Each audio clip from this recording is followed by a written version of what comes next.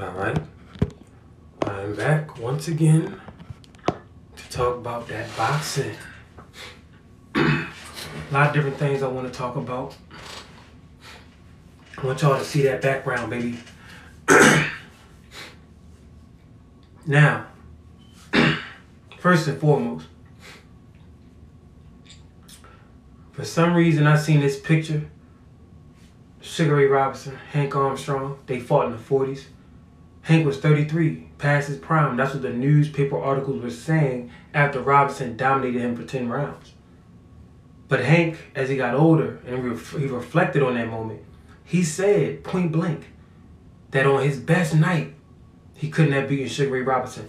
I believe we watched history repeat itself with Terrence Crawford and Errol Spence. That's what I believe.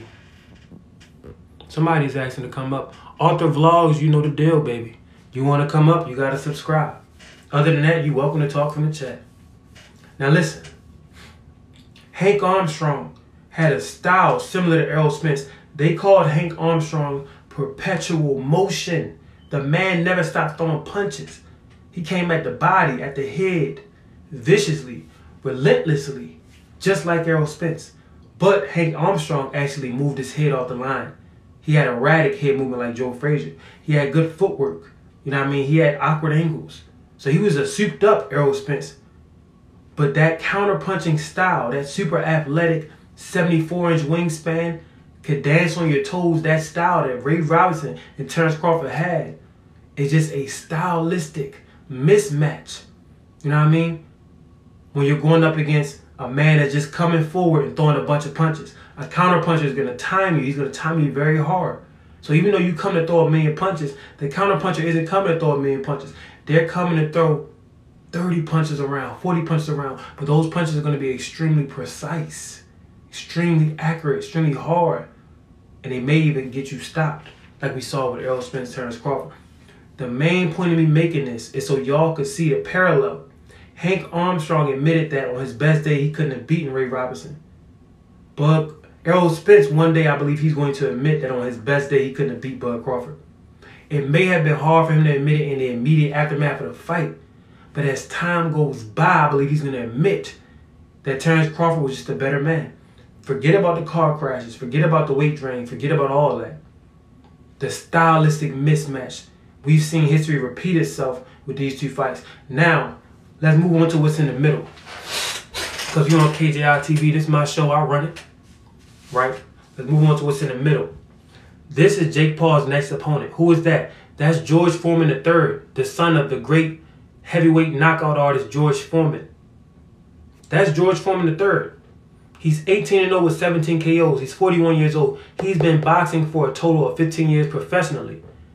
But he hasn't fought anybody with a winning record except for on one occasion. Everybody he's fought has been tomato cans, super tomato cans. So this is the cherry picker of the cherry pickers. And you know who else is the cherry picker of a cherry picker? Jake Paul. Jake Paul is looking for him old. He likes old black men that don't have many accolades. Or if he does get in there with somebody like a Mike Tyson, they got to sign a contract where as though they have to put on a scripted event. But this dude right here is perfect. This guy never challenged himself, just like Jake Paul never challenged himself. He has a great record. He's 18-0, 17 KOs, but he never fought any damn body. He has the name. He's George Foreman's son, George Foreman III. Actually, he's George Foreman's grandson, excuse me. George Foreman's grandson, excuse me. George Foreman III, the grandson of George Foreman. This is perfect for Jake Paul. He's 41. He's old and black. Jake Paul loves him old and black. Perfect. You hear what I'm saying? Now, beneath that, I have Tyson Fury is washed. Tyson Fury is about to get beat up on the 21st. Not because he's not great. It's because he's not great anymore. Tyson Fury's days of greatness is over. Tyson Fury will never, ever be as great as he once was. Because he got in there with Deontay Wilder 3 times. He went to war 3 times. As a man that was never a genetic specimen. Tyson Fury was never valued for his genetics. He has very bad genetics. He has genetics where he puts on weight easy. Tyson Fury has genetics where he's not the fastest man. He's not the quickest man. He's not the strongest man. And for years, he used his size and his fat, his moves. Moves are man boobs. And he's weighed his opponents down. But once he got in there with bigger competition, better competition, he had a harder time doing that. Against Wilder, he almost failed doing that. But that wasn't going to work against Usyk. He couldn't even use that technique on a Francis Ngannou. Why is that? Because Francis Ngannou was 265 pounds and he was used to wrestling and grappling. So Fury's technique of leaning his weight on Francis Ngannou did not work. Another reason Fury got dropped in a fight with Francis Ngannou is because that egg was cracked in the Deontay Wilder wars. Deontay Wilder's egg was cracked as well. We're talking about men. When you think Fury, Tyson Fury, when you think Deontay Wilder, you're talking about men that left it all in the ring. Those two fighters are done. They have nothing else to give to the sport of boxing. Why do they want to continue? They want to continue because of their pride and their addiction to the spotlight. Liko and Arthur Vlogs, if y'all want to come up, y'all got to subscribe. Other than that, y'all welcome to talk from the chat. Usyk isn't going to let him off in the second fight. Usyk didn't let him off in the first fight, Arthur. But the referee saved Tyson the same way they saved Tyson in the first fight with Wilder. Says Tyson's jaw isn't the same after the Wilder's fight. Tyson has been getting dropped his entire career. Tyson's jaw is exactly the same. Tyson's ability to come back and recover and to win a fight after getting dropped is not the same. His ability to recover from getting dropped is not the same. All of that extra health bars that he had, that left him in the Deontay Wilder fight. They said Usyk knows what he will do. Usyk is going to beat Tyson Fury not so much to do with how great Usyk is, but because of how much Tyson has deteriorated. This is what I'm trying to tell y'all. Tyson Fury, that man right there, Humpty Dumpty, that white boy ain't the same no more. He used to be great. But when you go to war, you put your body through attrition. Him and Wilder got into a war of attrition. He was knocked down, what, 6-7 times in the fights with Deontay Wilder. He was knocked down plenty of times. Wilder has one of the hardest right hands we've ever seen. So guess what? Humpty Dumpty fell off that wall more than once. Humpty Dumpty, Tyson Fury I'm talking about. Humpty Dumpty has fell off the wall so many times that his egg, that shell can't be repaired. He is a broken fighter. He's damaged goods. Tyson Fury is damaged goods. Deontay Wilder is damaged goods. They're both great fighters. They put on a spectacle to be remembered. But they're no longer there anymore. They're human beings. They're getting older and their body has taken so much punishment that they can no longer perform at the highest level. So Tyson Fury is going to get his ass whooped again on December 21st. They said it might be his last fight. The last fight should have been his last fight. But he's going, mark my words, Tyson Fury is going to get his ass whooped again December 21st. You could bet your ass, bet your cash, and bet your last. Said Tyson looked sloppy when Usyk hurt him. Well, Tyson was going to get hurt regardless. Even Tyson Fury in his prime would get hurt by Usyk. I don't know who would win if Fury was in his prime because we know how great Fury is. But Usyk is a guy that hits you with shots you don't see. He's a guy that has great footwork so he can get in and out and hit you with that mean and that clean dream. You know what I mean? So Usyk is just special in that way. So he was always going to hurt Fury, but I don't know if he was always going to beat Fury. If Fury had fought Usyk before he ever fought Deontay Wilder, maybe Fury would have enough to take those shots and then come back and still push in the second half of the fight. Because Fury was controlling the fight early on. But like I said, that egg is cracked. That punch resistance ain't what it used to be. That energy reservoir ain't what it used to be. Them lungs ain't what it used to be. Even though Fury came in much leaner, he's still older and he's still been through wars of attrition. Even though TikTok isn't pushing my live for some reason, I'm still going to keep on grinding, keep on moving. Because this, what I'm doing right now, is a mental endeavor. Boxing is a mental endeavor, but it's also physically based. You need to be of a certain physical shape to be a good boxer. And Father Time is undefeated. Once Father Time gets started putting that belt to ass on a man, Father Time don't stop. Father Time in attrition has caught up with Humpty Dumpty. And Humpty Dumpty will not be able to recover from the falls, from the multiple times that Deontay Wilder knocked him off of that wall. That's what I want y'all to take from this. That's what I want y'all to take from this.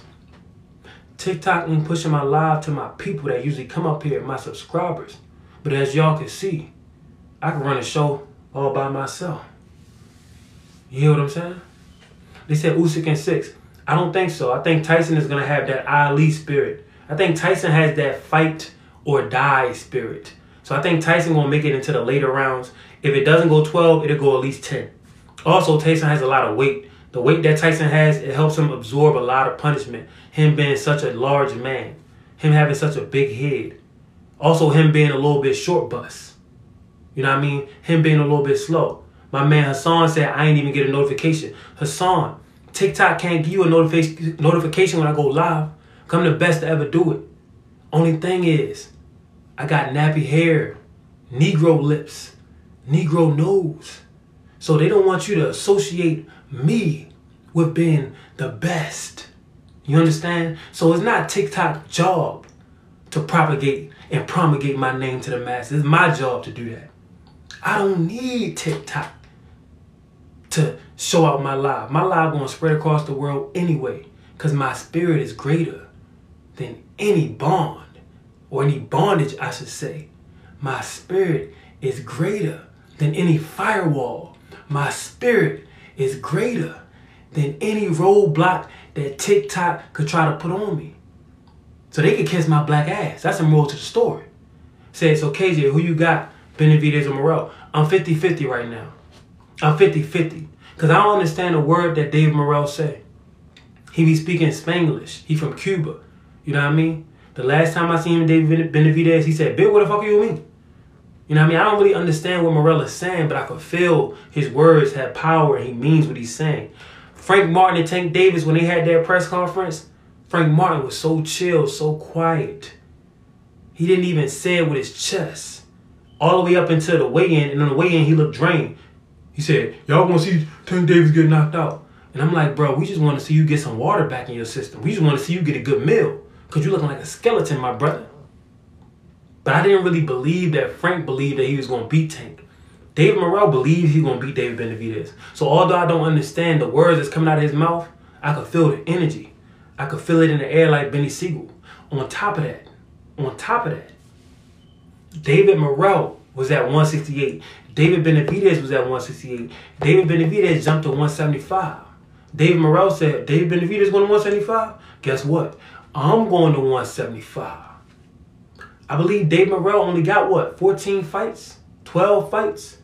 He's what they call green. David Morrell is what they call green. But David Morrell doesn't view himself as being green. He's been boxing his entire life. And I'm going to tell you this. David Morrell's feet are just as miraculous, are just as special as David Benavidez's hands. His feet are extremely fast, just like Benavidez's hands are extremely fast. What we've seen from Benavidez's last episode, from Benavidez's last fight at 175 at lightweight, Benavidez's power has not carried over.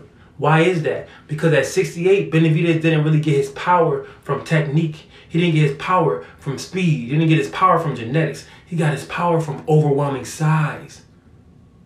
He had an overwhelming size advantage. And he was extremely aggressive. So imagine somebody's coming and throwing 1,000,000 punches, but then they're outweighing you by 15 to 20 pounds. So it's almost like they're throwing 2,000,000 punches. You see what I'm saying?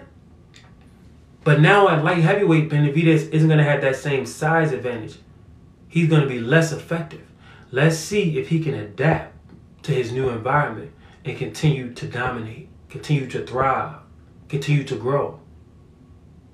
David Morrell and David Benavidez, the fire that I felt from those two young warriors, both of these men are under 30. A lot of times in boxing, you get an old champion versus a young champion. a lot of times in boxing, you get an old champion versus a young champion. But now we got two young guns, and they're going to be gunning for each other. The reason the boxing community isn't talking about this fight is because these motherfuckers couldn't sell ass on a corner. These motherfuckers couldn't sell Halle Berry to a virgin. They can't sell, but they could fight.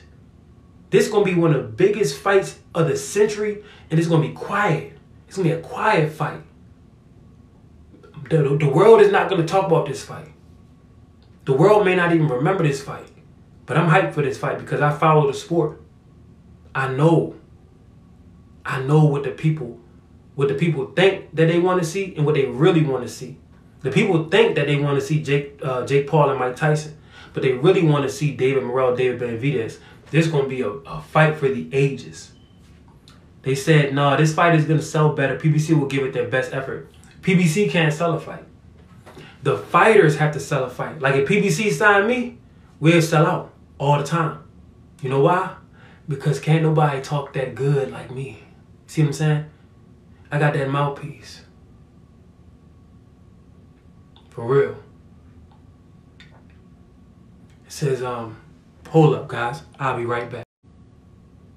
For real. It says, hold up, guys. I'll be right back. For real. It says, hold up, guys. I'll be right back. Hold up, guys. I'll be right back.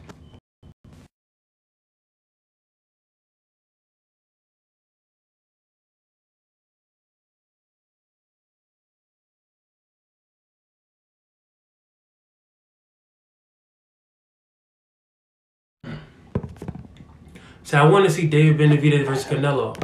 Yeah, but guess what? That's not going to happen. And that's never going to happen. I want to see TikTok do what they supposed to do and stop hiding my live from my people. I got 42,000 followers. But they wanted me to believe that there's only 6 people in here. I had paying monthly subscribers. See what I'm saying? So that's just part of the game, baby. Sometimes you don't get what you want. Canelo understands that if he fights David Benavidez, he will get stopped. He will get knocked out. That's just the nitty gritty.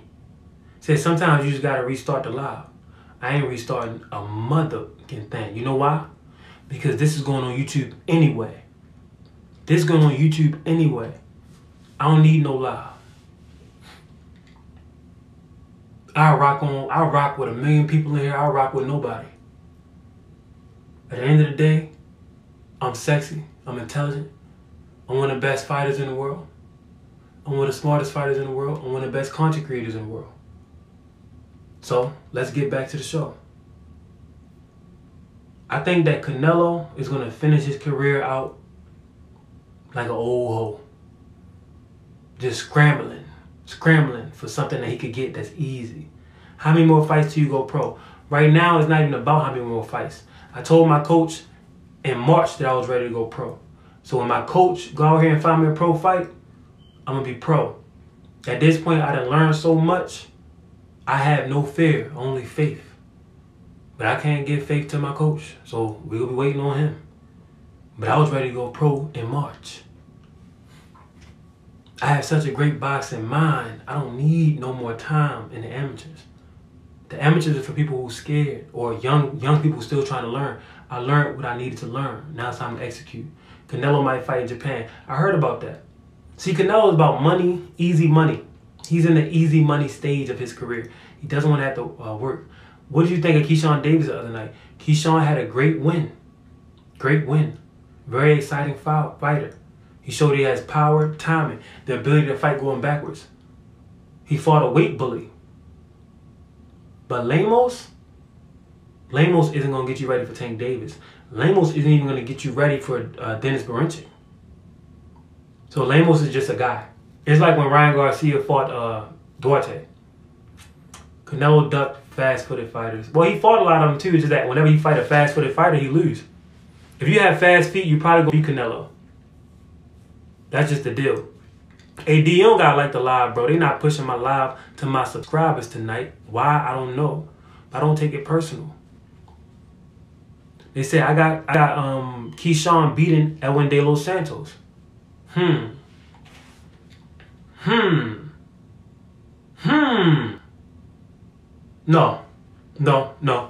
De Los Santos has been in there with the best under the lights. De Los Santos is the reason why Rayo had to jump that ass up to 140. De Los Santos stopped Rayo. So Rayo had to go back to the drawing board, reinvent himself, and now he's enjoying the fruits of his labor at 140. But De Los Santos is the reason why Rayo had to leave 140. Do you watch Oscar De La Hoya's Clapback Thursday? No. But if Oscar De La Hoya pops up on my timeline, I will listen. Santos been inactive. Who hasn't been inactive? Most of these fighters, the days of fighters fighting 5 to 8 to 10 times a year, the guys that you see on the screen, they would fight 15, 20 times a year.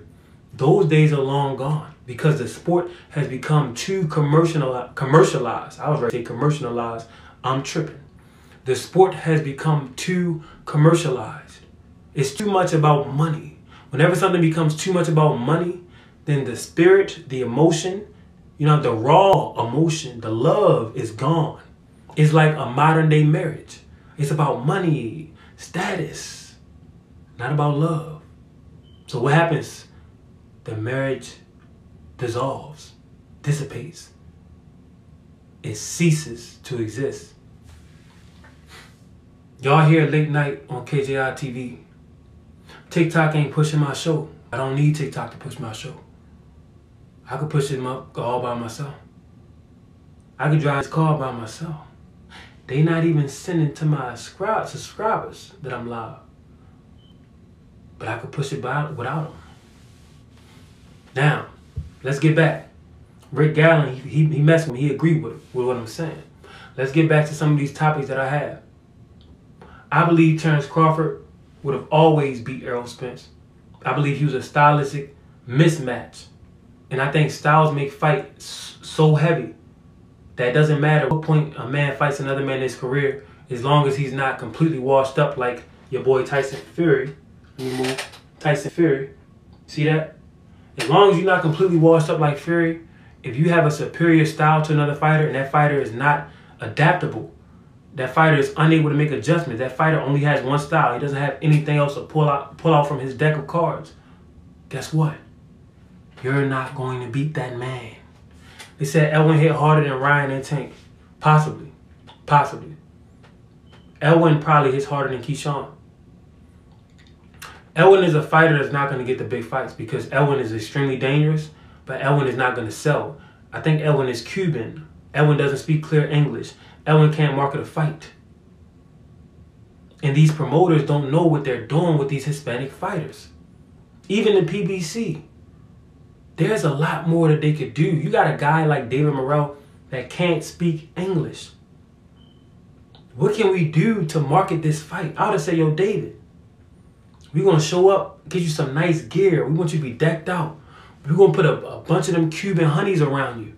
We're going to make you come off as a playboy. That's going to be your character for this fight. We want you to play it cool. We want you to be the showman. Because you can't talk, so you got to look the part.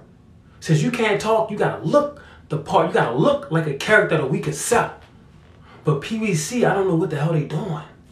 Say KJ, Sabril, or Devin Haney. I would have to go with Haney. Sabril has shown that he's one-dimensional. Now that one dimension is good and they can get you past 80, maybe 85% of the top fighters. But the top 20, top 30 guys, Sabril is going to struggle with anybody that knows how to move. UFC does a pretty good job at promoting non-English fighters. The UFC could promote anybody because it's all ran by one promotional banner, Dana White. Dana White could build you up and break you down. He said, no, KJ, not a playboy. Rick Gallen, that would have been... If David Morrell came out there with 5, 10 banging ass Cuban honeys, you know what I mean? A fly jacket on, some mink, polar bear, you know what I mean? Grizzly bear jacket, had on some blue shades, you know what I mean? They gave him some gold teeth, something, a nice little cane. People would be like, damn, who is that? That would have made up for the fact that he can't speak proper English to sell the fight. So he could have showed up with his women, and that'd have been the marketing. Look, I'm a playboy from Cuba. I'm only boxing. I'm only boxing because it's something I like to do on the side to make my money to take care of my women.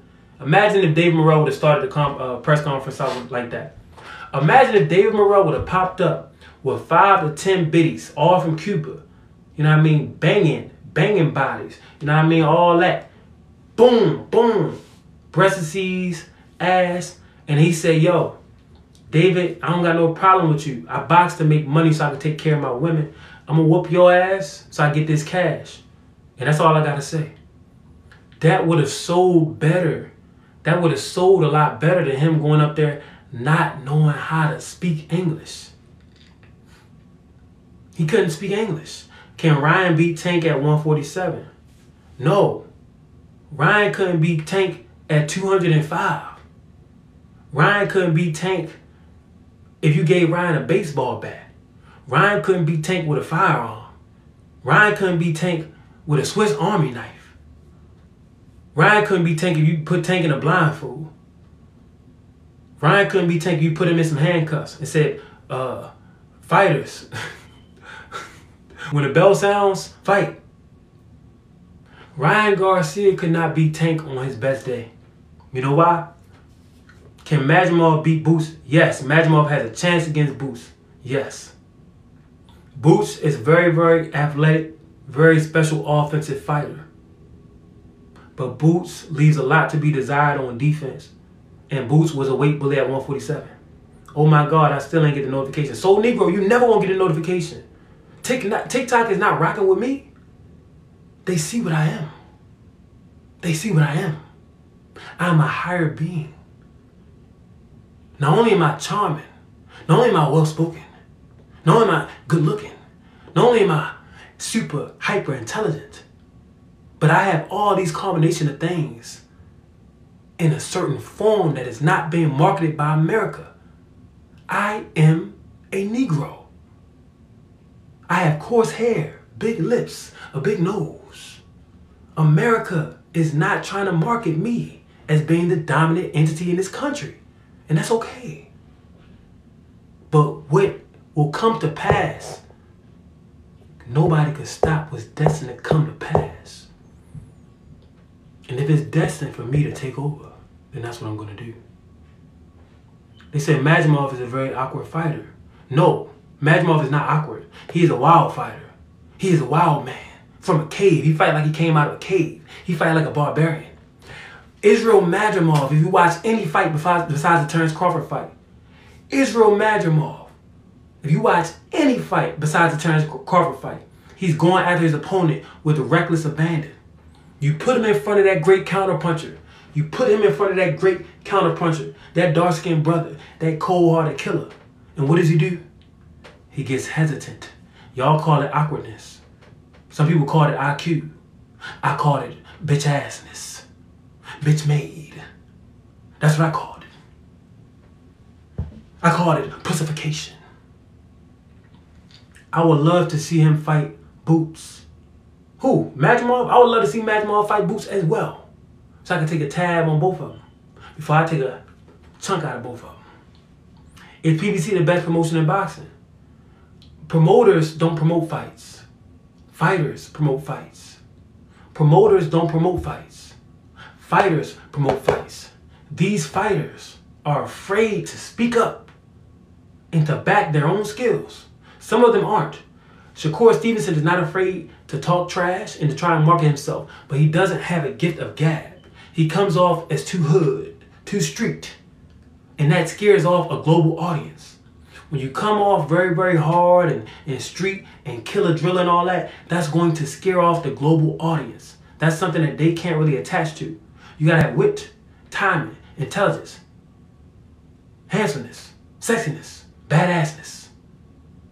Who? Shakur. Talking about Shakur. See what I'm saying? But Shakur, he is not afraid to market himself. You got fighters out there. Abdullah Mason could fight his ass off. But when will Abdullah Mason take hold of the mic, take hold of the camera, take hold of the world and say, I'm here. I am Abdullah Mason. This is what I'm going to do to my next opponent. When will he do that? I don't know. Shakur is a skillful fighter. Yes, one of the most skillful in the world. If I was Tank team, I would have went for that Ukrainian. Tank did go for the Ukrainian. He went for Loma. You see that? You see that? You said if I was Tank's team, I would have went for the Ukrainian. Tank went for the Ukrainian. He went for Loma. And Loma went for his wife. Tank went for Loma. Loma went for his wife, his kids. Loma turned into Keenan Ivory Waynes. My wife and my kids. He was no longer a boxer. When Tank Davis came a-knocking, Lomachenko said, I'm a family man. I am no prize fighter. I am a family man. I want to be home with my wife and my kids. It's a war going on in Ukraine. I don't want no parts of that light-skinned Negro with the tattoos. I've never been knocked out in my career. I'm not going to let y'all trick me into getting knocked out now. I'm already rich. I got about $2 million in the bank. Even if you offer me $8 million, I'm not going to finish my career getting knocked out by that light-skinned girl with the braids and the tattoos. I won't do it. I'm not able to show my face in Ukraine if I get knocked out. I will not allow y'all to trick me. That's what Loma said. KJ, you got Canelo or Caleb Plant if it ever happens again. It will be Canelo by decision. Caleb won't get knocked out. It will be Canelo by decision. Caleb won't get knocked out. They came knocking for Shakur too. Eddie said Shakur said no. No. Eddie said Shakur said don't negotiate with Tank Davis. That's what Eddie said. Do not negotiate with Tank Davis. Why would Shakur say that? Maybe Shakur reached out to Tank at a certain point and Tank big-timed him, so Shakur is trying to go back and say, you know what? We're going to do this on my time. Maybe Shakur doesn't feel as though he's ready for Tank right now. Maybe Shakur wanted to see if he could build his name a little bit more before he goes to the negotiation table. Maybe Shakur wanted to build his name before he goes to the negotiation table. Maybe Shakur is scared. I don't know. I don't know Shakur personally. People in the chat is saying that Shakur ducked Tank. I don't know Shakur personally. I can't call him up. I can't text him. I wouldn't really want to FaceTime him because he's another man. But even if I wanted to, even if I got down like that, I couldn't do it. I don't know him. Same way Tank wasn't ready. Yeah, Tank wasn't ready for Loma back in the day. Loma versus Edwin is a 50-50 fight. I think Loma will beat Edwin. No one beats Tank at 135. Well, you're right, because I don't think Tank is going to fight anyone at 135. They said double standards. How can it be double standard? Is this Jordan? A double standard was when I bet your ass $100 and you lost the bet and didn't want to pay me. But if you would have beat me, I'd have paid you. That's a double standard. I think Shakur might be scared of Tank, maybe. Or maybe Shakur wanted to build his name up to have more accolades when he goes to the drawing table. Or maybe Shakur is not afraid of Tank, right? But maybe Shakur reached out to Tank a year ago, 2 years ago, and Tank big-time his ass. So Shakur is saying, you know what? You know what? Since you big-time me, I'm going to make you wait. Because at the end of the day, it takes two to tango. So Shakur is just as important to Tank's legacy as Tank is important to Shakur's bank account. Just like Errol, hold up. I want y'all to see this. Just like Errol Spence was just as important to Terrence Crawford's legacy as Terrence was to Errol's legacy. You see what I'm saying? Do you see what I'm saying? Do y'all see what I'm getting at? Do y'all see what I'm poking at? I've been live for about 20, 25 minutes, and TikTok is finally starting to send my live out to some of my followers. Why is that? It's because I'm the most charismatic, the most intellectual. I have the greatest spirit. Out of all these so-called people that's involved in the boxing world, and they trying to stop what I got brewing, but it's not going to work. Did you see that undercard fights for Benavidez and Morrell? Cruz is on there. Who else is on there? I know Pitbull Cruz is on there. And can Tank knock out Pitbull in the rematch? Yes, but it has to be to the body shot. It has to be to the body shot. He said, I never get notifications of the app when people go live because you only get notifications for celebrities, people that done sold that ass, people that done sold that ass for fame. Me, I ain't done nothing. That's why I ain't famous. Am I intelligent? Am I sexy? Am I talented? Yes. But I ain't sold that ass. When you sell that ass and you go live, then every time you go live, they're going to send it out. Not only are they going to send it out to your followers, they're going to send it out to your non-followers. And then when you look up at that number, it's going to say 15,000 people watching, 50,000 people watching, 100,000 people watching because you sold that ass. It says, is there anyone that has the ability to beat Tank? Yes. Shakur has the ability, the capability, the possibility, the probability to beat Tank Davis. But Shakur, will he get that chance? And just because you have the ability, don't mean that you could turn the ability into actuality. Just because you have the potential doesn't mean you could get the kinetic. See what I'm saying? The potential energy is here. The ball is up here. We want to roll the ball down here. In order to turn the potential energy into kinetic energy, it requires movement, motion. Will Shakur ever get the opportunity to put those plans in motion? If he gets those plans in motion, is he going to be able to capitalize on the opportunity and beat such a great fighter like Tank Davis? Find out next time on KJI TV. We don't know. But Shakur, damn sure, statistically and experience-wise, he has the ability to beat Tank Davis. But that don't mean that he's going to get into that square circle and make it do what it do. I feel like I'm the greatest at what I do. You can't come to survive with Tank. Exactly. You have to come to win. You have to come to win, man. Man. It's getting hot in here. I've been talking so much. Hold up now. I'm talking so much shit. I'm getting hot. Excuse my muscles. I'm talking so much shit, I'm getting hot. I must say, this is a very intriguing live. I must say you owe me $100, sir. I must say, when you save up, make sure you pay a brother what you owe a brother. That's what I must say.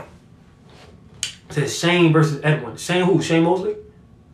What do you think about T.O. making Eddie Reynoso his trainer? I think these guys always changing trainers. To me, that's an alarming thing. People think that you gotta change a trainer. Haney should change, T.O. should change trainers. I think that when you have a rapport with somebody that's been working, you should never get rid of that person. If the rapport has been working, but you feel as though y'all have hit a ceiling, why not bring in another trainer? Why not bring in another trainer? Why leave somebody that you're comfortable with, that you understand, to go be with somebody else? Do you know how many men and women left a good situation to try to be in a great situation and they ended up being in a bad situation? Look, there's no such thing as perfect. There's not a perfect trainer. So if you have a trainer where y'all get along and y'all have had a lot of success, then that's a good, borderline great trainer. But you would never have a perfect trainer. A lot of fighters, they just want to find excuses when they get their ass whooped. They want to find excuses when they get their ass whooped. And who is easier to blame than your trainer? I want to give a shout out to TikTok. Y'all didn't push my live. So I'm actually getting to be the star of my show. Usually, I let the other brothers come up, the subscribers, and they the star. But since I'm running the boat myself, I'm showing my full capabilities. You know what I mean? I'm showing my full potential to just drive the boat by my damn self. So TikTok, y'all tried to make me worse and you made me better. You see? See what I'm saying? Try to make me worse, you made me better. Any more questions from the chat tonight? But yeah, a lot of things happen in the sport of boxing. Fun fight to watch is not Shakur. Well, it depends on what you like to watch. Shakur is a very slow-paced fighter, and he doesn't have crazy power. So he's going to be fighting at a slower pace, scoring points, no knockdowns most of the time. Most of the time, he's not going to get the knockout. He's going to show great defense. He's not going to let his hands go. So he has things in his style that, unless you're watching to see defensive skill, you're probably not going to be entertained. But you got to pay respect where respect is due. Shakur is still an undefeated fighter, multiple weight division champion. So even though he may not be entertaining, he is extremely effective. T.O. will now become the roid over if he goes to Eddie's camp. They said off topic, but do you think boxing is dying? No. Boxing is not dying because of David Benavidez and David Morrell. David Benavidez and David Morrell, they're saving boxing with the fight that they're going to have February 1st.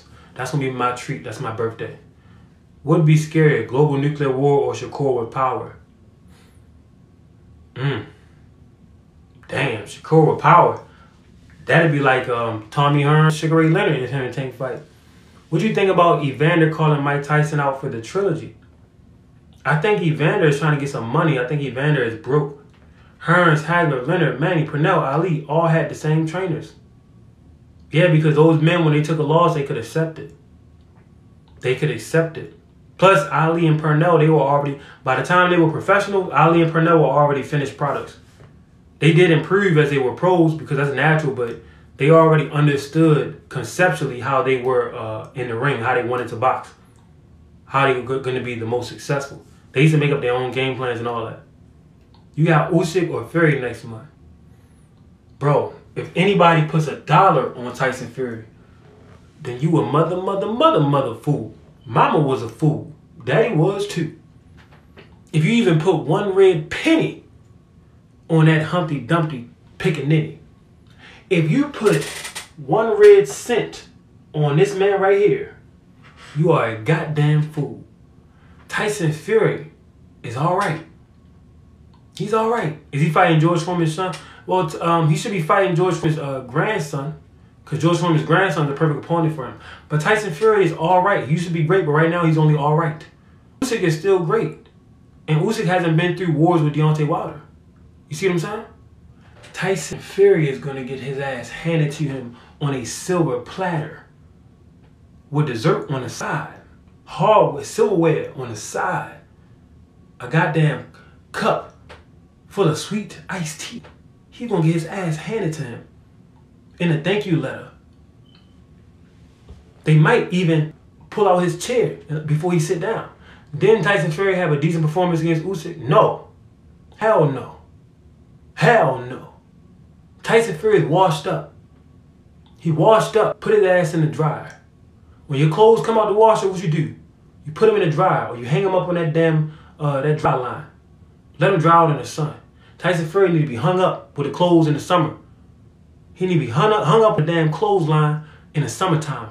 He's washed up. He needs to be dried up. Y'all keep sending that man out there and getting pulverized. Tyson Fury lost a boxing match to an MMA fighter.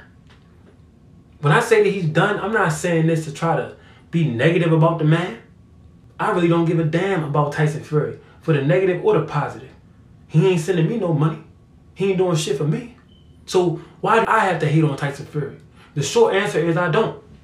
I don't have to hate on Tyson Fury. So when I talk about Tyson Fury or anything relating to boxing, I'm going to give you the pure, unadulterated truth. The truth is Tyson Fury ass is washed up. Put him in the dryer. Put him in the clothing line. Let him dry up. He's done. Tyson Fury, Deontay Wilder, they fought 3 times. Each time, both men received irreparable damage. They receive damage that you can't come back from. So when they go out in the boxing ring, it should be a stamp. It should be a note put on their forehead. A stamp placed on their back. Damaged goods. When you go to the store, right, and they find out that a can of beans is expired. We've been selling these expired can of beans. What do? They have a recall on them beans. We need to have a recall on Tyson Fury and Deontay Wilder. They shouldn't be allowed to fight anymore. At this point, they're only hurting themselves. But when you talk about boxing, you talk about money. When you talk about money, you talk about evil. You talk about evil, you talk about people that are going to allow people to be in compromising positions that may mess them up for the rest of their life, but they don't care because they're getting a dollar bill, y'all. You feel me? So Tyson Fury is done. He's been done. He's not coming back. They said Bacoli becomes undisputed when all these guys offer him a fight. Usyk, Dubois, AJ Fury, all losses. Bacoli is the most ducked man in the heavyweight division. Martin Bacoli is the most ducked man in the heavyweight division. I'm telling you that. Bacoli tried to get a fight with Zhang. Zhang, the guy that beat up Wilder, Zhang said, hell no. Hell no, I'm not fighting him. Zhang tried to make it like it's because he wanted to fight at a championship. He feels as though he's done enough for a title shot. But that's not the case. He knows that at 41, he doesn't want to get into a firefight with the fireman, because he's going to get his ass set aflame. Before Bacoli came in with that Congolese power, Zhang was talking Chinese power, Chinese this, Chinese that. But now that Martin Bacoli stepped on the scene, Zhang been quiet as a church mouse on a Sunday evening. Zhang been quiet. My boy Five just popped up. Five, they ain't send my notifications to none of my people. The other day we had 500, 600 people in here.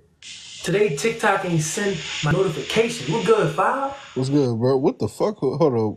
Who the fuck is that behind you? These old people, brother. Listen. I'm saying that Crawford would always be Errol Spence. Back in the day, you had a great fighter named Henry Armstrong. He held all 3 belts at lightweight, welterweight, and middleweight at the same damn time. He was whooping people's ass at the same damn time. Whooping ass, taking names. But he was 33 years old when he fought the 22-year-old Sugar Ray Robinson, who's arguably the best fighter of all time. And guess what? He got his ass whooped. And as time passed, he came to the realization that he didn't lose because he was old. He lost because he was fighting the great Sugar Ray Robinson. And he said on his best day, he would have never beaten Sugar Ray Robinson. We got to watch history repeat itself. But instead of age, they tried to say, because Crawford was actually older than Errol, but they tried to say the car crash, the weight drain. He was high for the fight. He got kicked by Mo3 and he was late to the fight. All these different excuses. But really, Terence Crawford is just better than Errol Spence. If Errol didn't get into no car crashes, if Errol never even got into a scuffle, if Errol never touched a drip of alcohol, if he never put a blunt to his lip, if he lived a perfect life like a monk, he would have still lost to Terence Crawford because Terence Crawford is simply better. The stylistic matchup is a stylistic mismatch. Yeah, I agree with that. And like niggas know how I feel about Earl and shit, bro. I'll be riding to die for Earl, but I ain't gonna lie. The only thing that I would say that like I feel like Bud definitely would have still like beat him and shit, bro. I feel like though it would have been like a little bit more competitive. Cause I feel like I feel like that was the smallest we've ever seen Earl in the ring. Like when he fight niggas like Mikey or Danny Garcia, but Earl coming in the ring damn near pushing 168, 170 and shit. He was a lot bigger and shit in his other fights and shit. But either way. Hold up. Because I agree with you wholeheartedly. Errol looked drained, we could see it. But Arthur Vlog finally decided to subscribe. You've been watching for months. Nah, I just mess with you. If you want to come up, I'm gonna send you the invitation, man. Yeah, but I definitely think Bud would have beat him either way because Earl got like you should have been subscribed. Earl got like one style though. Earl got like a one style that come forward, like fight out the jab style. Bud like he can counter punch and shit, bro. He good on his feet and everything. And I ain't gonna lie, that fight, you could tell Bud trained extremely fucking hard for that fucking fight. The way he was like his reaction time. Yep. His reaction time was fucking insane, bro. Like his accuracy and shit, bro. I've never seen him be that fucking accurate in the ring. He had his greatest night as a 36-year-old man on the biggest stage. Nobody seen it coming. This level of dominance was exactly what we saw from Canelo and Floyd. The only difference is Canelo was the one that was dealing with the weight drain effects, right? But Canelo was still the larger man. Errol and Bud was around the same size. And Bud got them knockdowns. Floyd was unable to knock down Canelo because Canelo came in there at 17-pound advantage. But Bud got the knockdown, so his win looks even more damning. It looks even more glaring to the eye. It shake up your spirit, your soul. I got a question for you because I always say this. I always ask this question. Bud fought Earl at 36 years old. Floyd fought Canelo at 36 years old. So them two fight. Who you picking at 36? Oh, Floyd. Okay. See, you a smart man. You were smart. I was going to say what you did to Errol. That shit obviously didn't translate because Magomedov ain't nothing special to me. But Bud struggled with Magomedov. Floyd wouldn't have struggled with somebody with Magomedov style. Bud struggled with Magomedov because Bud is not no defensive wizard. He has good defense, but he's not a defensive wizard. Bud, like Sugar Robinson, he's an offensive genius. Floyd is both. Hey, bro, KJ, tell this nigga Brandon, bro, at 147, bro, Tommy Hearns and shit, bro, it's putting belt to ass to Bud at 147. He's not beating Bud, bro. At 47, Tommy Hearns could knock out Bud. KJ, come on. Bud leave his chin really, really exposed, and Tommy Hearns had one of the craziest right hands we've ever seen. Bro, y'all have to stop this. He If wouldn't Bud leave makes his it chin to the open. later rounds, he could stop Hearns because Hearns gets weaker as the fight goes on. And Hearns' chin He is showed suspect. consistency throughout all 12 rounds. Consistency. Bud is strong, fast, powerful throughout all 12 rounds. Hearns, as the fight goes on, he gets weaker. So when you get basically hold And up, also, you gotta let my man hold up, Brandon. Yo, Arthur, I gotta let you speak your piece, man. I appreciate the subscription. I want you to speak your piece if you have to chime in on anything, man. I was gonna say I don't know about the whole the Tommy Hearns and Bud thing. Like, you know, it's Bud for a reason. Like you know, he's not gonna just sit there and let Tommy just wail on him, not expose the chin thing, like you said. Like he's not gonna. He's gonna counterpunch him. That's what I'm trying to say. He's gonna Yeah, counterpunch. Tommy is gonna get countered, but Tommy's gonna land some hard shots. Bud gets hit in every fight. The only fight, but even in the Arrow fight, Bud got caught with some hard shots. But Arrow couldn't capitalize on it because Arrow was weight drained, slower. You know what I mean? Everything he did was wide. And Arrow's main point of attack, he works behind his jab. And Crawford shut out his jab. Tommy Hearns actually would have the reach advantage, unlike Arrow had. Unlike A crazy fucking reach advantage. Tommy Hearns would have I think a 4-inch, not that crazy because Bud has crazy long arms himself, but Hearns would have like a 4-inch, 5-inch reach advantage, right? And Bud is not used to that. Bud is I not think y'all used to forgetting. actually having a longer arm. Bro, listen, bro. y'all, I keep y'all, trying bro, to tell Tommy this Hearns' nigga. chin is suspect. Y'all bro, Bro, Bud is I cracking keep him. trying to tell cracking Brandon him. this. It's Tommy no, Hearns' chin is shaky. It ain't even no. suspect. His Yeah, bro, chin is bro, shaky, Bud's bro. cracking him. But what I be trying to get the niggas to understand is, bro, is this. It took Sugar Ray Leonard, one of the fastest fighters on his 14 feet, rounds. 14 fucking rounds to get to this nigga, bro. 14 rounds. I ain't gonna lie, bro. Bud and shit, bro. What's the name? Like But you have to Bud understand, isn't faster. Bud isn't has faster than longer- Sugar Ray Leonard at that Bud time, has bro. longer arms than Ray Leonard, and one might argue that he has better timing than Ray Leonard. He also Yep. hits harder. He also hits harder than Ray Leonard. That's a But fact. I think I'm forgetting about that fight. Yeah, I actually watched that fight a week ago, bro.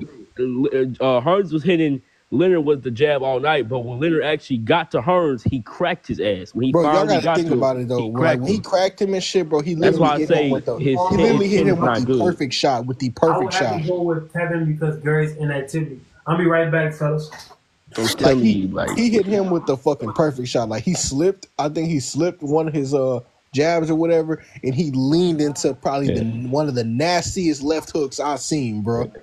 and what you think Crawford gonna do to that nigga? Bro, what's the name? That's what I'm saying. Crawford gonna catch him with a bunch of body shots too. Like Leonard wasn't trying to catch him in a body shot. Like back then, everybody was just headhunting for him. But I'm saying though, Bud isn't about to sit there and outbox him though, because it's hard to outbox a nigga that fucking tall. That tall. He ain't gonna sit there For outbox sure. him, but he will All you gotta do catch is him. yeah. All you got like the same thing what he did with Madrimov. He didn't outbox Madrimov. He outfought Madrimov. That he had like no choice but to do that shit because first of all, like Madrimov and shit really wasn't trying to engage with him. I think he was kind of timid about the power too. He was catching with them body shots, and he didn't like Yeah, that. he was catching him with some body shots. But also on top of that, bro, like niggas be forgetting, bro. Madrimov's shots was affecting Bud. You could tell that jumping weight class, bro. Like when Madrimov was landing them straight lefts or whatever. Breakfast, lunch, and dinner. You said what? Bud ate them shots for breakfast, lunch, and dinner. Well, he Like, ate for breakfast, Balls lunch, in and dinner, but I feel like it also had him awake. Like it kept him awake during. He wasn't sleeping. He wasn't chilling. Bud stayed composed that whole fight. Nah, he stayed composed. That's a fact. Yeah, but see, that's the thing about like Jordan just said earlier in the comments that he don't have Floyd composure, but y'all gotta understand, Bud stayed composed that whole Madrimov fight. He stayed calm and composed. Bud doesn't have much defense, but Bud, just because you hit Bud with a big shot, is not gonna rattle him. Yeah, he stays composed the entire fight. Nah, when you hit Bud with a big shot, he hits a He just don't got Floyd defense, but he has the timing, got the composure. He can stay calm during He hits big harder than attacks. Floyd. Yeah, he hits way He's a harder. larger man than Floyd, and he hits harder than Floyd. Yeah. Oh, and he may be an overall better raw athlete than Floyd. Yeah, he got Floyd focused too. Oh, no, he definitely is. He definitely is I ain't gonna lie. I'll be the first one to say he definitely is a better raw athlete than Floyd and shit, bro. Like, Yeah. Bud has a lot of. You can tell Bud has like a lot of fucking like natural, a lot more natural gifts than fucking Floyd had. Yeah, Bud has a lot of fast switch. But I don't even think Floyd can use his natural He do gifts as got much Floyd as he focus. wants Jordan, to you tripping? You gotta watch Bud. No, he because of his can't use hands them. and Hold He on, everything. could have used them when he got older. What you saying, Arthur? I'm saying like Floyd, I'm pretty sure Floyd had the same natural abilities that Bud has, but he just can't use them in the same way Bud uses his because of his hand problem. And like he had to switch up his style. He had to switch up his And not style. only that, let me build off of that. Not only does Floyd have brittle hands, people don't know this about Bud. Bud's hands are huge, they're like mitts. But not only does Floyd have brittle hands, but Floyd only has a 72-inch reach. Bud has a 74-inch reach. And Bud was fighting at lightweight with a 74-inch reach. Yeah, like when he fought Gamboa, boy, did you see how long that nigga arms was compared to Gamboa, bro? That shit looked like he was fighting Slenderman. At 147, I got Bud beating Floyd with Caleb Smith. I disagree. Nah, Bud is Floyd. Bro, 147, bro. Unless Bud crack Floyd early and stop him, I think Floyd's defense is going to win the day. Floyd's defense. Bro, you know what I think that fight would look like, bro? You know what I think that fight would look like, and I say this, but I don't mean this shit to the T, so don't quote me on this and shit, bro. What's the name? I feel like Floyd versus Bud would kind of be like Floyd when he fought Zab or whatever. Because listen, Zab and Floyd had about Zab Judah at the time. I told the niggas this on the last live. Zab Judah could keep up with Floyd as far as speed. Zab Judah was fast as shit. I think he was faster than Floyd as far as he probably was faster than him and shit. He's a southpaw and shit, bro. And Zab Judah got them early rounds. The only thing Zab Judah that he don't got the footwork like Bud got and shit, bro. Or the stamina and shit, bro. So but guess what? He hurt Floyd early. Yeah, he hurt him early. So what I think Floyd and hurt him within the first 4 rounds. To me, that would be his window to stop Floyd. After that, it's over. Watch Zab Judah fight in the later rounds. Floyd hit him with that straight right hand and that left foot all night. He was landing that straight right all night. I'm gonna tell y'all something. Floyd's conditioning was better than Bud's. Bud takes a lot of breaks. Going back to the Sean Porter fight, Bud takes a lot of breaks in the middle of the action. He throws you big hard shots and he takes breaks and lets something hit. Floyd ain't never have to do that. That's because that's a good Sean Porter. You hit that nigga with a 3-piece, he's still trying to fight. Come forward. Yeah. Sean Porter got something. Bud took breaks in the Madrimal fight as well, where he throws his hand and he takes a break because Bud, the way that he fights is like almost like he fights in spurts, but he makes it look better because he's constantly jabbing, unlike a tank. So Bud fights in spurts. He tries to hit your shoot fast and hard. Then he takes a couple of breaks. He doesn't. When I'm Bud in his prime, he used his feet, so his feet kept him safe while he's taking a break. Now he doesn't use his feet as much. He's stationary, he just puts his hands up. Floyd was never at a point where he just had to be stationary and put his hands up. Even until he was 37 years old and fought Burton retired, those feet were still fast. They could still I don't think there's ever been a fight where Floyd was just stationary for real. Like, unless actually, it really wasn't. Like, I can say, wanted to be. Floyd didn't have to take. I was gonna say, I think Floyd's. I want to say it's like before we got too far, but when we were talking about Floyd versus Bud, I was gonna say I think Floyd's last hardest fight on his body was that Cotto fight. He had a really hard time with Cotto. That's why after that fight, Floyd stopped trying to walk people down. Yeah, that's because Cotto was like the naturally bigger man. Yeah, no, that's Cotto was even what's that Argentinian Cotto hit really hard. Cotto hit hard as shit. That's why. Yeah, Maidana. Yeah, I was about to say. I feel like that Cotto fight was way harder than both those Maidana fights. That Maidana fight, bro. The first fight, you can say the first fight with Maidana was the Cotto fight was a little bit harder than the first fight with Maidana, but the first fight with Maidana is up there as far as difficulty. Oh yeah, bro. You can say that, bro. I really don't hate that Maidana fight so much, bro. Because that nigga fought so fucking. That nigga Maidana did so much bullshit during that fight to where niggas was looking at that shit and they was thinking this nigga was really giving Floyd like some issues. Like, no, this nigga was grabbing him, pushing him. This nigga try to knee him, try to tackle him.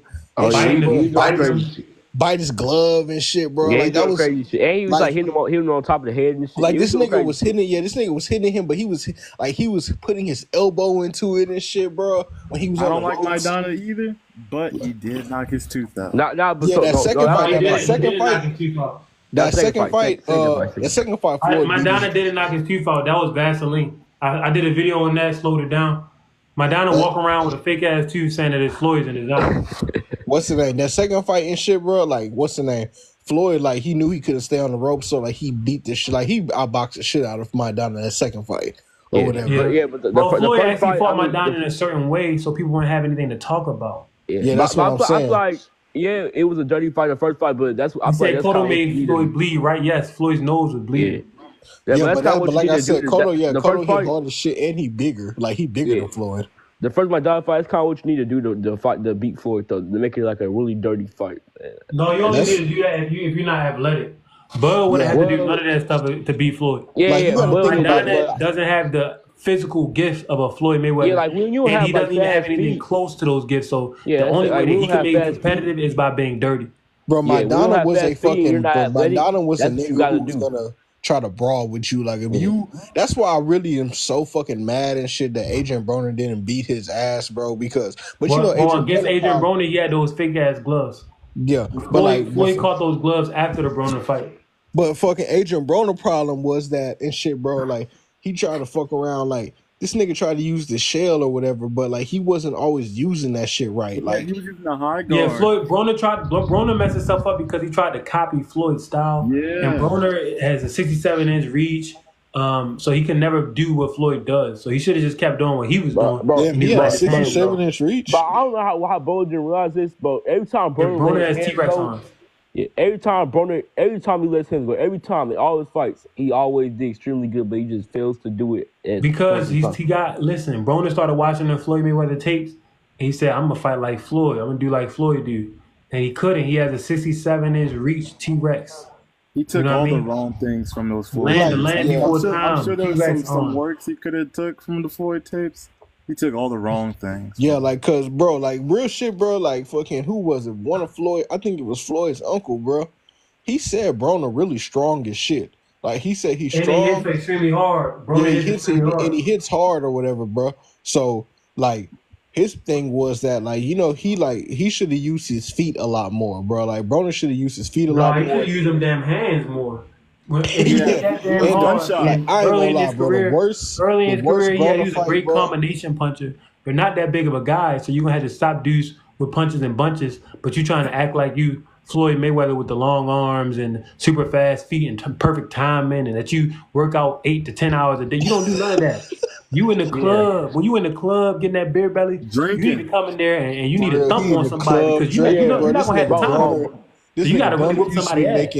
This nigga Broner used to be making porn and shit, bro. Like, like while Broner was in the pool with all them bitches and drinking, Floyd was in that bitch working. Yeah. Like, I swear to God, bro, that nigga Broner used to be wild. Broner was like is one of the biggest what if stories in boxing. Yeah, I said that nigga in the pool. That nigga was in the pool drinking with hoes. That's I'm telling you, bro. Like, I ain't gonna lie, his shit. That nigga was entertaining. His shit, like his little show shit that he had about billions or whatever. That shit was entertaining as fuck. Yeah, and when he used to brush his hair when he come to, that was entertaining. That nigga. I'll never forget Broner. I personally think that no promoter should let him back, or no commission, no promoter should let him back in the ring. He's along the lines of Tyson Fury and Deontay Wilder. Like, I'm not gonna say why. He's below them. He's way below them. And he got, even though he got his tooth knocked out, I think the reason why he's way below the niggas. Tyson Fury and Deontay Wilder. Because we talking about teeth getting knocked out.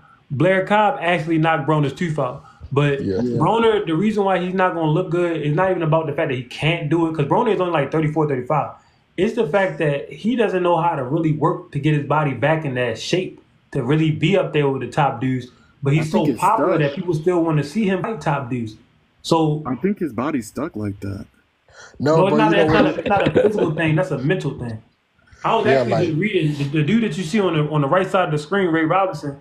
He's probably the best fighter ever. And Ray said that when he was young and coming up, it was easier on him the load of working out in boxing because he didn't know what he was up against. He didn't know how hard the training was going to get as he advanced throughout his career.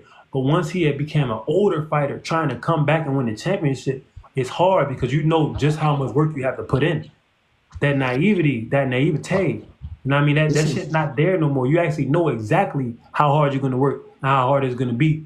And that's what Broner has. Broner knows, like, damn, in order for me to get back into shape, I got to go back and do all the shit I was doing when I was a kid. And I don't want to have to do that no more. Yeah, Broner said, fuck all that. I'm gonna just Yeah, train. I just I'm want, gonna I just just want to train for show up. like I just want to show up and get 2 that weeks. check. Train, We not train. about Hey, billions no nigga, more. train 3 times a day, boy. You got me fucked up. Broner Listen, said, bro. Broner That's said it, we bro. not So I'm about. gonna just bottle too. train. Broner I'm said gonna we not train for about 2 billions no weeks. more. We about thousands now. So we ain't coming in. We not working out 10 hours a day, bro. We gonna work out a good hour. Go out there, get our ass whooped. We gonna get $200,000, $300,000. Yeah, Nah, like I'm so Broner serious. I think probably it's that Broner Hey, probably bottle. that's Like, he wearing still fucking them. got that wicked. That is guts. fucking Yeah, wicked. I bet Broner probably wearing them little 3 miles. Went back in the house. I wouldn't be shocked if Broner didn't do no running, bro.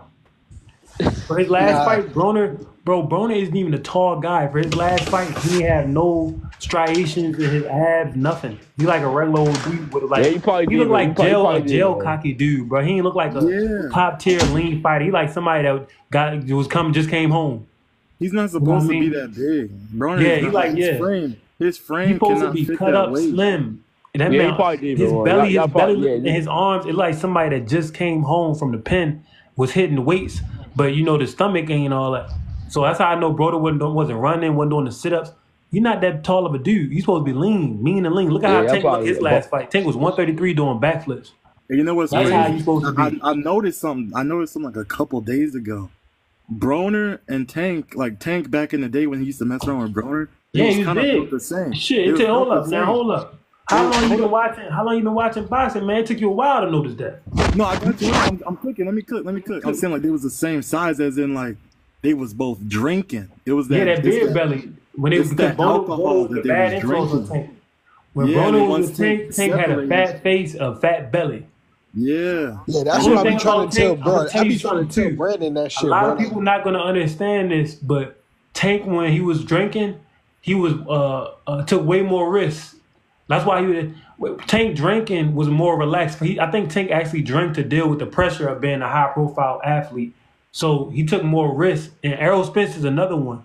People, Conor McGregor, they drank so they could get away from the pressure of having to perform on the biggest stage. Bro, listen, Tank jumped in John there with Jones. the beer belly. The drinking Listen. Tank, the nightclub Tank jumped in there with Pedraza, beat the brakes off his ass. Yeah, listen, We have like, yet to yeah. see Tank come back and fight a level opponent of even a Pedraza because he hadn't been drinking, bro. He don't got Yeah. that courage juice up in him. Yeah, listen, bro. I'm telling like that. Like John Jones said himself, bro. Like he used to be so worried that he would lose certain fights when he was coming up after he became champion. That he had his routine was he would go out a week before the fight and get fucking shit faced or whatever, bro. And then he said it was somehow like a coping mechanism It's or the whatever. courage to- juice, boy. It was like it was somehow like a fucking coping mechanism to where it's like, okay, if this guy was to beat me, then I have a built-in excuse. Okay, like I went and got fucked up like the week before. He's saying built-in excuse. I say courage juice. They need to get that liquor up in them so they feel like, oh yeah, I'm the man. I can't feel shit. 'Cause you know when you I'm the fucking get best. drunk, bro, you Then they feel gotta like- get a you feel couple like you can do holes. Get a couple anything. holes. Do something good for you. You know what I mean? Make you feel like a king. These You know niggas what I mean? need a So, these niggas don't eat have you no up, mop you women. up. What they call it? Mopping you up. So you gotta go These get mopped up by These a niggas don't baddie. have no women around them, bro. I know me. Whenever I fucking was nervous and shit, bro, I had a girl. I had like my girlfriend and shit. I was gonna talk to her and shit. Mind you, she don't fight or nothing, but fucking, I just go fucking talk to her and shit, bro. These niggas don't got no women in their life or something. Yeah, they don't have nobody that they could trust. So a lot of times they just got somebody that mop them up. So they go get mopped up. You know what I mean? Go get a sipping on the cup, mopped up, and then they good. They release the nerves are relaxed. Most men can't just get in there with all that pressure and try to perform. You gotta truly be crazy. Like Floyd, different type of animal. No drugs, no alcohol. Did you see Errol's post? Crawford too. Crawford don't drink. What did Arrow post? What did Arrow post? I mean, nothing crazy, but he was just talking to Frank Martin, just chopping it up. Oh yeah, I saying saw. that- I was just gonna talk about that. Them boys over there. Oh yeah, Earl, he with Frank Martin right now. They chilling on vacation and shit. Earl got dreads and shit. Hey, they're, bro, they're in Latin America somewhere. Hey, no, they ain't Jamaican or whatever. Nah, they in Latin America Arrow because they Jamaican. Arrow Jamaican. Yeah, They Earl in Latin Jamaican and America. shit. No, but Them you know people what, speak bro? Spanish. Frank over there sitting there. Hey, Casey, I gotta send you that video of Frank Martin. You know a video. I seen Frank about to fight. Yeah, Frank was Yeah, ready to that fight. video. He told, "I'll Yeah. beat your bitch ass." Like, I bet you a Nah, nigga. I bet you a oh nigga my said to him, goodness. "Don't make me call Tank." I bet you a nigga Yeah, I said, know. I was thinking that, but I didn't want to do nothing because I know that must be annoying. And like, really, I think that we should respect a Frank Martin, and we should respect a lot of the brothers just because they lose. At the end of the day, Frank Martin made M's, bro.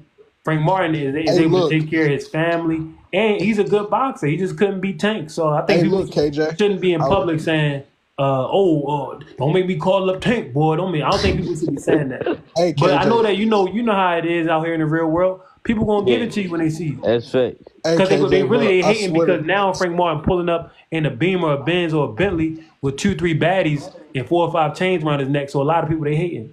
Hey, look, KJ, I was finna say that shit, bro.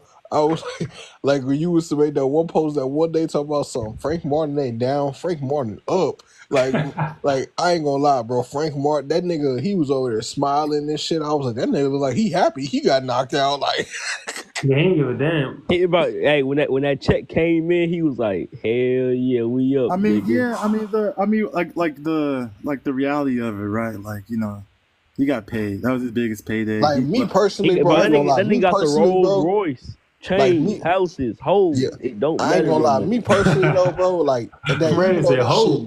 Me personally, bro, even though all that shit sounds fucking amazing, bro. Me personally, because I'm so fucking competitive and shit, bro. You want to Like, win. like I'm trying to win, bro. Yeah, I Like feel you on that. I could Like, get don't nobody I want to swear to lose, God, bro. bro. I could go in there, bro. I could, let's say I lose a fight and I get knocked the fuck out, bro. And they give me a check and my check say fucking 15 M's. I ain't gonna be like, I'm gonna hand that check to my fucking girl, and all I'm gonna think about is the fact that I got knocked the fuck out, bro.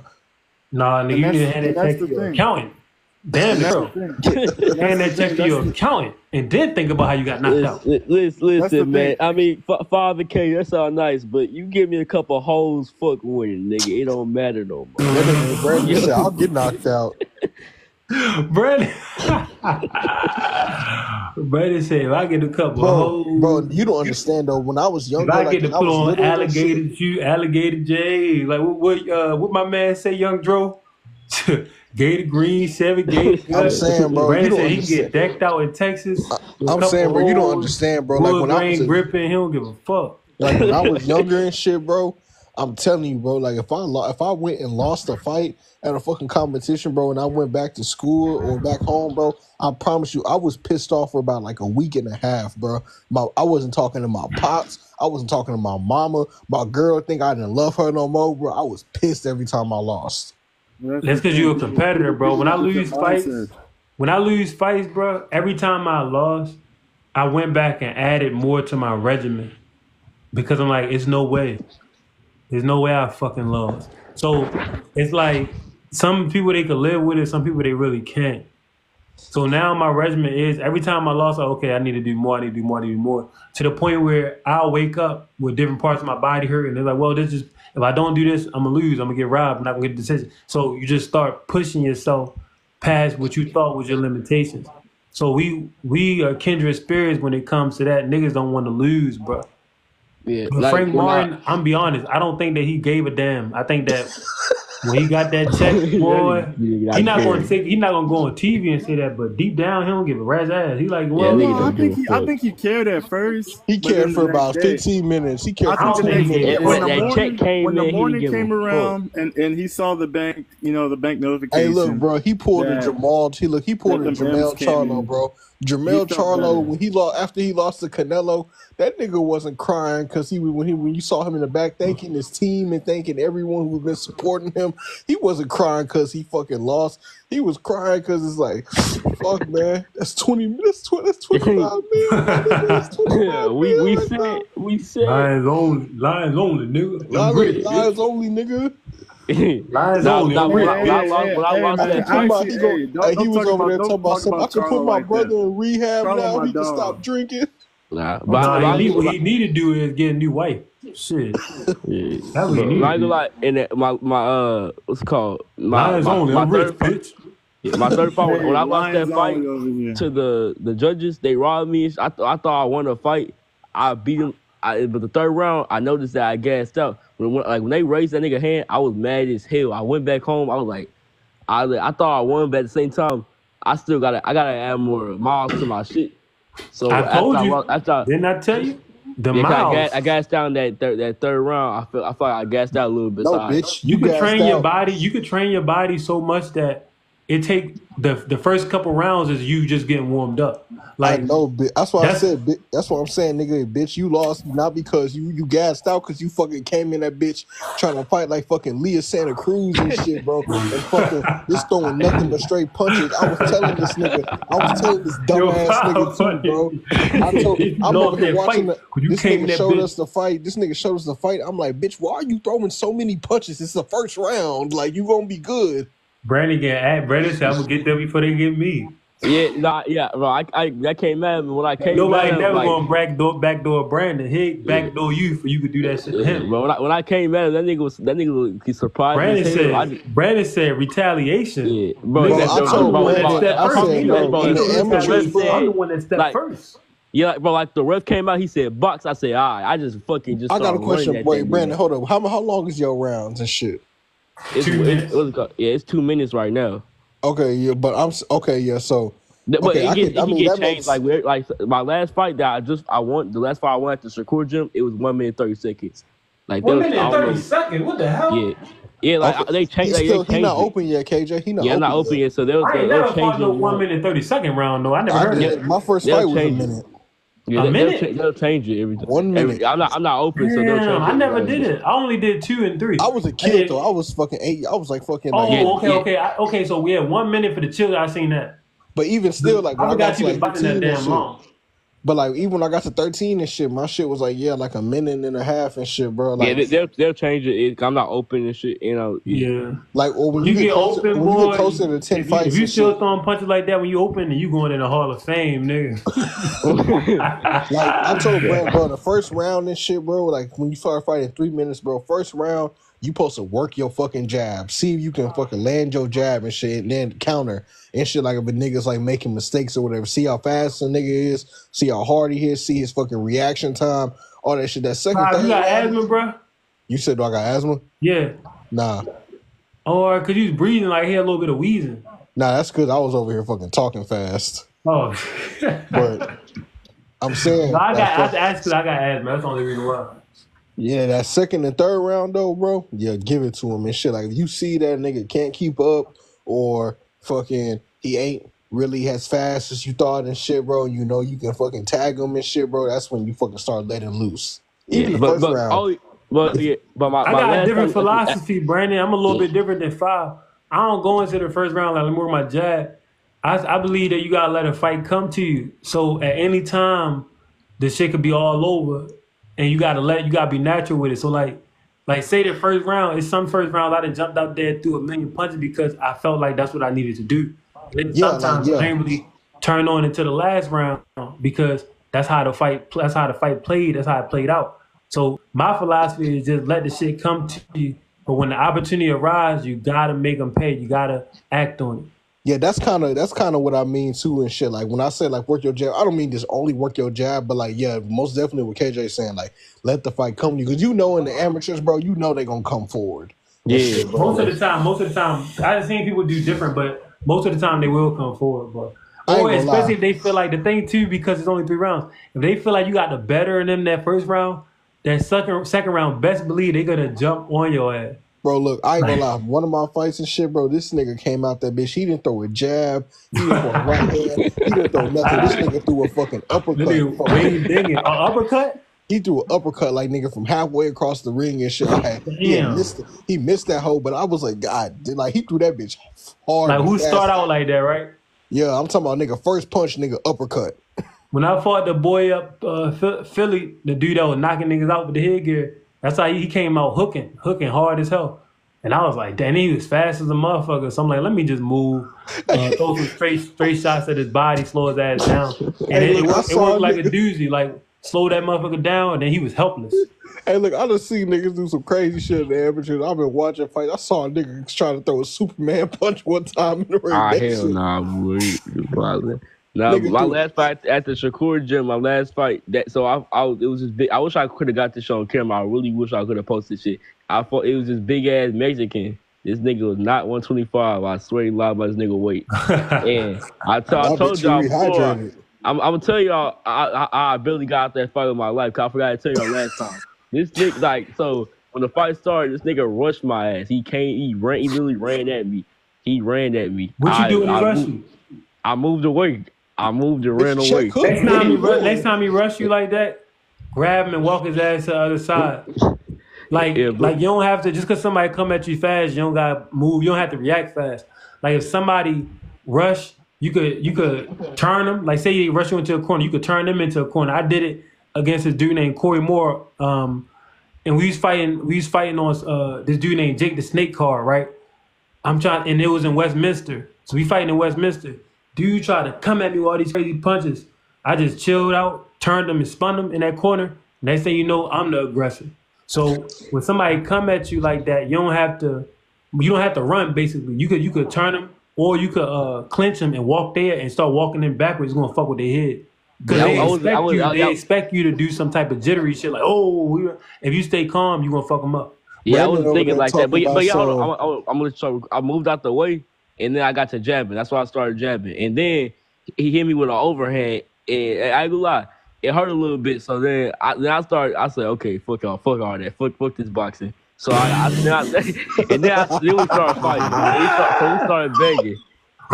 So we started begging, and then so that was the first round we started banging. The second round, he looked a little tired, so I ran at him, and then we started banging again. I had him against the ropes. They gave him 1 8 count, and then I rushed him again, and they gave him the second one, and then after that the round was over, and in the third round, I ain't gonna lie, I got a little tired again, and then so that's the part I really got my life with. That's the part I'm happy as hell I survived. I could listen, man. Listen. That nigga Brandon said, I started rolling. I was grabbing on. Get off him. He hit me with that overhand. I was like, "Fuck boxing." Yeah, Brandon had the angel and the devil on his shoulder. One of them was like, "Hey, Brandon, we need you go out there. We need you work your jab. We need you to box." And then the other one was like, "No, nigga, fuck that whole shit. That nigga just hit you. What you gonna do, nigga?" Nah, Brandon, funny shit. Brandon talking about something. I'm thinking about going down from 122 or 126. I was like, bitch, get your skills up. But at the third round, I was the ref tried to pull me off. I was grabbing for my life. I was like, nah, I can't lose this fight. I'm not losing again, bro. But you won? I won. Yeah. I was like, I can't. You don't want to listen though. You don't want to finish the fights out holding because they take the fight really amateur. They really looking at the third round. So what you want to do is you want to get your conditioning up to where though in the third round you feel like you're in the first. Now for me, for my last couple of fights, I've seen that in the third round, that's when I start coming on real strong because the other dude getting tired. So that's really and you want to, when you go pro, you want to build on that as well. Like, damn, we in the 6th round, we in the 8th round. Once the other dudes start getting tired, you should be in such great shape that now now I got your ass now. Oh, you breathing? You better not be breathing. You better not be breathing. I work on I'm gonna really put my foot up in your ass. Yeah, I'm working on conditioning, but yeah, he hit a little hard, but you know what I'm saying. I hit with that right hand, and I was like, "Fuck boxing." Yeah, I was trying to go in there and box, and I got hit with the right hand. Let me tell you something too. Just because you get hit, you can just chill out. Like in that same fight I was talking about earlier, Corey Moore, he hit me the hard ass right hand, bro. But I was just chilling. I was a little bit mad too, not because I got hit, but I got big lips. So when a nigga hit me, I could feel my lip get big, like inflamed. And I was like, bro, I already got big lips. I don't need no motherfucking UC fruit ass lips. Like, so I was kind of mad. So I'm ready to come out here this next round, whoop this dude ass for real. Like, ain't nobody but I had dominated him for most of the first round, and it's a 3-minute fight. So, 3-minute round. So at the end of the round, he finally got that good shot in. And I was like, oh, no. And I felt my lip get big while I was sitting in the corner. I said, okay, I'm really ready to whoop your ass now. Yeah, but in the fight, it wasn't really like the right hand got me mad, but the fact that after he hit with the right hand, he like shook his head. You know how they be shaking their head like they did. Like they did. I was like, all right, you shaking head. No, right? When somebody celebrate, hit him. Like I train myself to do that. Like, okay, say somebody do something and they start celebrating. They think that you gonna let them celebrate, bro. Just throw combinations. They're not gonna have the time to dodge or block all of them because they missed the celebration. So when a nigga try to celebrate or if somebody turn their back or they stuff like that, even sometimes their headgear get messed up, like just start punching. One time my headgear got messed up and I was fighting that big 165 motherfucker Gregory. Bro, all I see is he seen that my headgear was fucked up. I tried to fix it. This nigga tried to clock me, bro. He tried to crack the shit out of Yeah, me. that's the But worst I thing you dipped can do. under, Like, and I instead of like I was telling you, don't run when somebody charge you. When I seen him charge, I dipped under on the inside and grabbed him with my lead hand and brought him in close until the referee saw that I was trying to fix my head gear. yeah, that's the one thing you don't want to do. Like when you in the middle, you don't fix your head. Yeah, but when somebody talks to, I do go at him. When somebody like trying to taunt and stuff, like when he shake his head, that's why I said I'm gonna come at him. Like when I watched the Vargas fight versus Ryan Brother, I was like, that nigga did Vargas. You know Vargas did the Michael Yeah, he Jackson was shit. dancing. Yeah, I remember he was Yeah, dancing. So and when he was bro, dancing, Ryan Brother was supposed to open up on him. yeah, Because there's no way you can be able to yeah. stop dancing and be defensive. Yeah, Ryan Brother just let him do that shit. He was doing Michael Jackson dance suspended. Yeah. He was just looking at him. Yep. Damn straight. Or like when the That Floyd was Schofield embarrassing. fight. When Floyd Schofield fight, like he turned his head.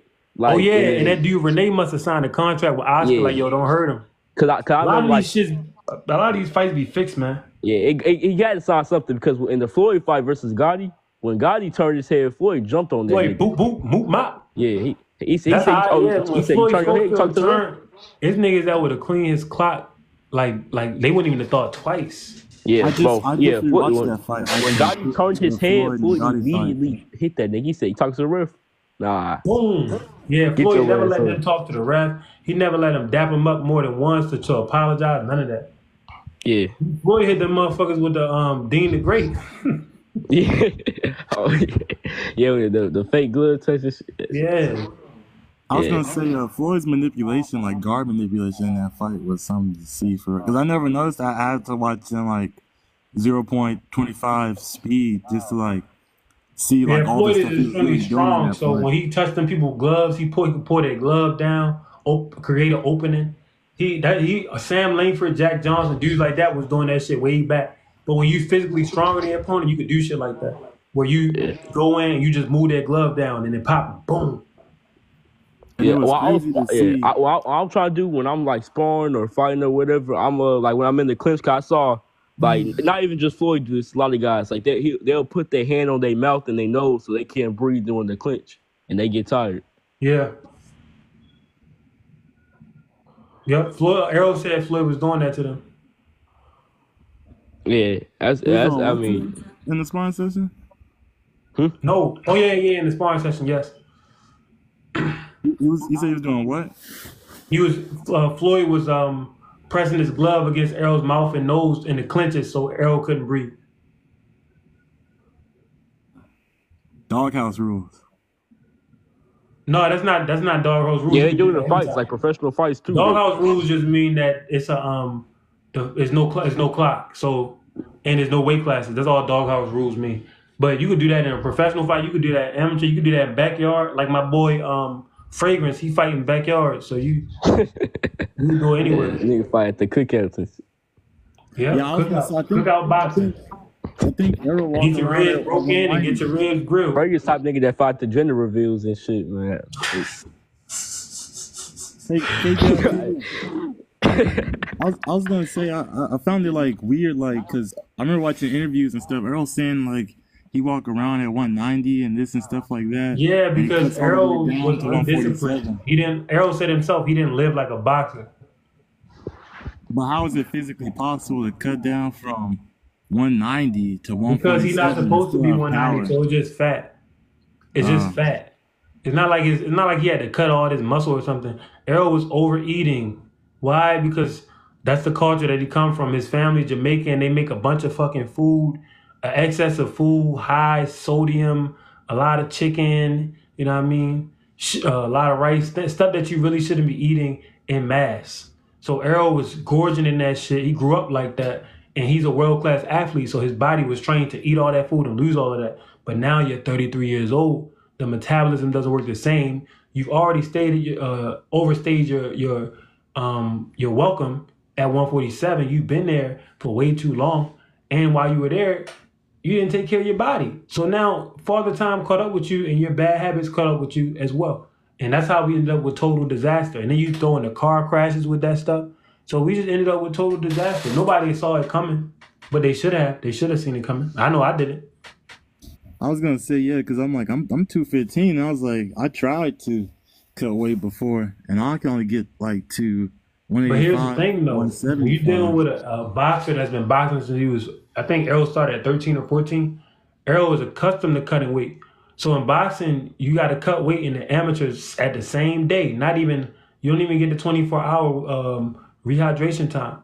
15, so Negro said. So you learn how to cut weight very, very efficiently as an amateur fighter. And then even better as a professional because they give you the extra time frame. So as a professional, you got dudes that are cut 30 pounds. And they know it doesn't matter how much I drain myself. I could just eat like a madman for 18 hours. You know what I mean? And they come in here the next day with 20 pounds back on my frame and go try to be a weight bully.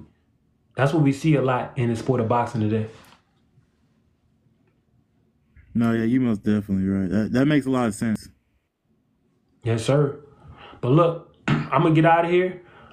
TikTok ain't really pushing my live today, but TikTok, they know that it's no harm, no foul because this shit going to YouTube anyway. But I was up here for like an hour and a half, and I'm going to get out of here. I got to do a lot of running tomorrow because shit, I'm a fighter, and if your ass don't train, you will get tamed. But yeah, bro, I appreciate you, Author Vlogs, for subscribing, and everybody that was here rocking with me, even though for whatever reason TikTok ain't pushing my live. I appreciate y'all. I thank y'all. Y'all have a good night. And if y'all got some time, go check out that Gladiator 2 movie. That shit was dope. Denzel did his thing. But peace.